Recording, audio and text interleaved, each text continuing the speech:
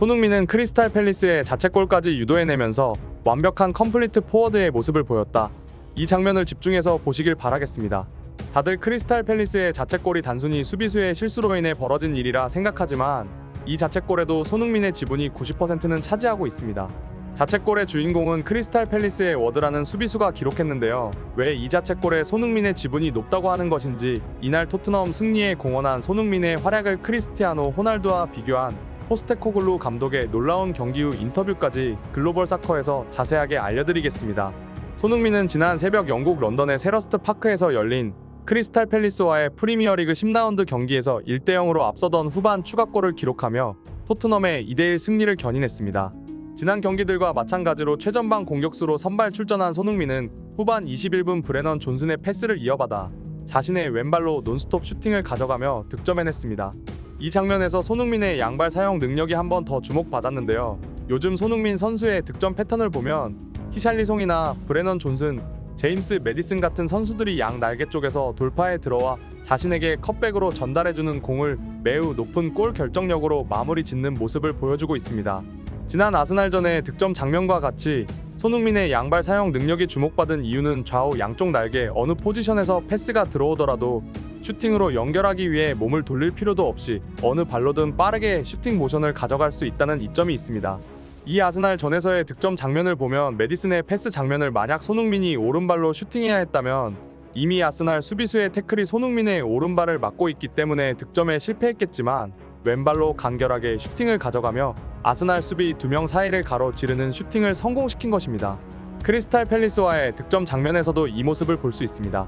손흥민이 만약 오른발잡이였다면 이 상황에서 몸을 틀어 오른발로 슈팅을 가져가야 했을 텐데요. 그렇게 되면 크리스탈 팰리스의 수비수에게 슈팅이 가로막히게 됩니다. 이처럼 손흥민의 놀라운 양발 사용 능력과 말도 안 되는 수준의 골 결정력으로 이날 승리를 가져간 토트넘이었습니다. 한편 크리스탈 팰리스의 자책골 장면을 분석하는 해외 축구 전문가들의 새로운 분석이 전해지고 있는데요. 단순한 자책골이 아니라 이 자책골에 손흥민의 지분이 90%를 차지한다고 전한 것이죠. 이날 자책골 장면의 상세 분석을 전달드리겠습니다. 포스테코글루 감독은 맨시티의 펩 과르디올라와 리버풀의 클롭 감독이 사용하는 인버티드 풀백이라는 전술을 잘 활용하고 있습니다. 공격 상황에서 더 많은 풀백들의 가담을 통해 수적 우위를 가져가는 것을 선호하는데요. 이 장면에서 로메로는 사이드에 있는 페드로 포로에게 공을 전달해줍니다. 바로 이어지는 장면에서 파페사르가 단순히 손흥민과 장난만 잘 치는 어린아이 같은 선수가 아니라 생각보다 똑똑하다는 것을 확인할 수 있는데요. 패스를 전달받은 크리스탈 팰리스의 수비수 한 명이 포로를 막기 위해 내려가는 모습을 보이자 사르는 자신의 앞에 넓은 빈 공간이 발생했음을 확인합니다. 현대 축구에서 펩 과르디올라 감독이 수백 번씩 그 중요성을 언급하기도 했던 수비수들 사이의 빈 공간인 하프 스페이스에서 이 공간을 발견한 사르는 그대로 전력 질주에 들어가고 페드로 포로 또한 이 순간을 놓치지 않고 패스로 연결해줍니다. 이 상황에서 크로스가 제대로 연결되지 않고 크리스탈 팰리스의 수비수의 발에 맞고 이상한 방향으로 튀었지만 매디슨이 연결받아 어이없는 슈팅을 이어가는데요. 이게 슛인지 센터링인지 모를 어이없는 코스로 들어간 공이 크리스탈 팰리스의 워드 수비수에게 맞고 그대로 자책골로 기록됩니다. 이 자책골에 손흥민의 지분이 높은 이유는 이제부터 분석되는데요. 사르가 돌파에 들어가며 크리스탈 팰리스의 오프사이드 수비 라인을 높게 가져가자 손흥민은 살금살금 뛰어 들어가며 이 라인에 맞춰 수비수들과 함께 들어가고 있습니다.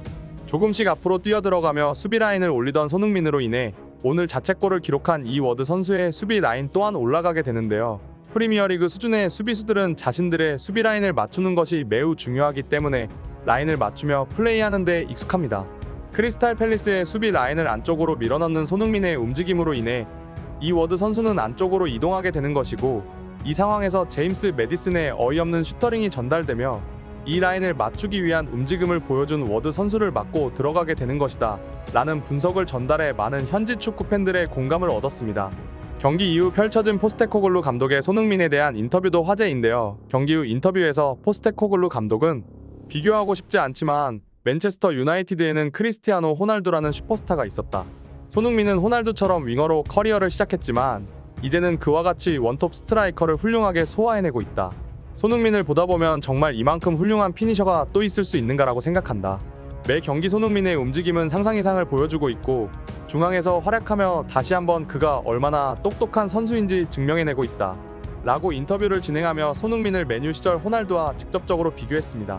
노쇼 사건으로 인해 한국 팬들에게는 호불호가 갈리고 있는 호날두 선수이지만 어쨌거나 세계적인 선수인 만큼 손흥민과 비교되는 것이 나쁘지는 않다는 팬들의 반응이었습니다. 한편 이날 경기에서 다양한 모습들과 비하인드 스토리가 전해지고 있는데요. 이 경기의 심판이었던 앤디 매들리 심판은 이 경기에서 정신나간 수준의 편파 판정을 보여주었습니다. 아마 새벽 경기를 지켜보신 팬들이라면 다들 고혈압 환자가 되셨을 만큼 열받는 장면이 계속 나왔는데요. 그런 상황에서도 자랑스러운 주장 손흥민의 인상 깊은 장면이 나왔습니다. 후반 67분 크리스탈 팰리스 선수의 메디컬 체크를 위해 의료진이 들고 들어온 가방에서 손흥민 선수는 물을 얻어 마십니다. 오해하실 필요가 없는 게 아무리 상대팀이더라도 이 정도의 배려는 서로 이해해주는 게 프리미어리그의 관행이며 팰리스의 의료진 또한 웃으면서 마시라고 얘기해주고 있습니다. 이후에 손흥민은 물을 한 모금 마시고 오늘 정신나간 판정을 계속해서 보여주는 심판에게 한 모금 하라며 물을 전달해주는 모습이 나옵니다. 심판은 괜찮다며 손을 들어 거절하지만 이런 세세한 장면들이 모여 인간 손흥민을 프리미어리그에서도 전설적인 선수로 남게 해주는 것이며 개판 5분 전에 판정을 계속 보여주는 심판일지라도 포용하는 모습을 보여주며 이날 경기를 승리로 가져가기 위해 주장으로서 세세한 부분을 신경 쓰고 있다는 축구 팬들의 평가를 받았습니다. 또한 이날 경기 직후 영국의 소파스코어는 재밌는 기록을 발표했는데요. 이 표를 보시면 아래쪽은 페널티킥 없이 90분 동안 기록한 득점을 나타내고 있으며 왼쪽 축은 90분 동안 기대되는 어시스트의 값을 나타내고 있습니다. 저 오른쪽 최상단에 있는 것이 손흥민 선수인데요. 손흥민은 90분당 득점 기록도 매우 높은 기대값을 나타내고 있으며 90분당 기대 어시스트는 프리미어리그의 다른 선수들보다 압도적으로 높은 수치를 기록하고 있습니다. 다만 이 표를 보면서 마음 아픈 점은 어시스트 기대값이 프리미어리그 최고를 기록하고 있지만 이번 시즌 손흥민의 도움은 한 개뿐입니다. 이 수치만 보더라도 토트넘 동료들이 손흥민의 결정적인 패스를 얼마나 하늘로 날려먹었는지 알 수 있으며 현재 프리미어리그 도움 1위는 키어런 트리피어가 6개를 기록하고 있는데 동료들이 날려먹지만 않았다면 도움 기록도 당연하게 1위를 기록할 수 있었다는 아쉬움이 있는 지표였습니다. 또한 경기 직후 퇴장하는 장면에서도 주장 손흥민의 따뜻한 모습이 포착되었습니다.